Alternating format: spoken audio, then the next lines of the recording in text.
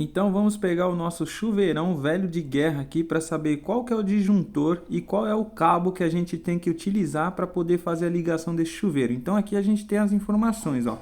Tensão 220 volts e 5.500 watts de potência.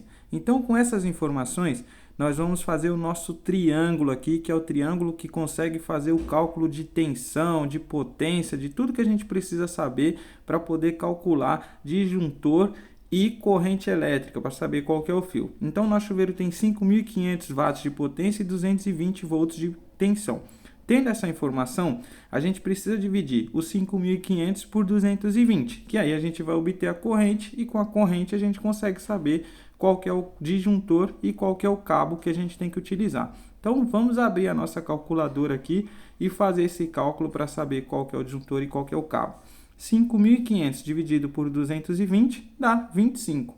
Ou seja, o nosso chuveiro vai ter um consumo de 25 amperes. Então, com essa informação, a gente sabe que a gente precisa de um disjuntor de no mínimo 25 amperes e um cabo de 4 milímetros para poder fazer a proteção desse chuveiro.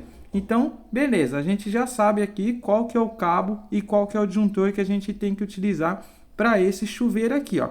Então, vamos fazer um cálculo aqui, imaginando que a gente teria um outro chuveiro, um chuveiro mais potente do que esse, um chuveirão lá de 7.800 watts, que é aquele chuveirão top, sabe aquele chuveiro bem mais moderno? Então, vamos lá, ele tem 7.800 watts de potência e ele vai ser ligado na tensão de 220 volts. Então, tendo essa informação, basta a gente dividir os 7.800 por 220, que a gente vai ter a corrente, e tendo a corrente, a gente sabe qual é a amperagem ali, qual o disjuntor e qual o cabo para esse chuveiro. Então, 7.800 dividido por 220 dá 35, ou seja, no mínimo 35 amperes. Então, para fazer a proteção desse chuveiro, a gente precisa de um disjuntor de 35 amperes e um cabo que suporta 35 amperes de corrente, é um cabo de 6 milímetros. Então a gente precisa de um disjuntor de 35, cabo de 6 e a gente vai conseguir ligar o nosso chuveiro sem problema algum.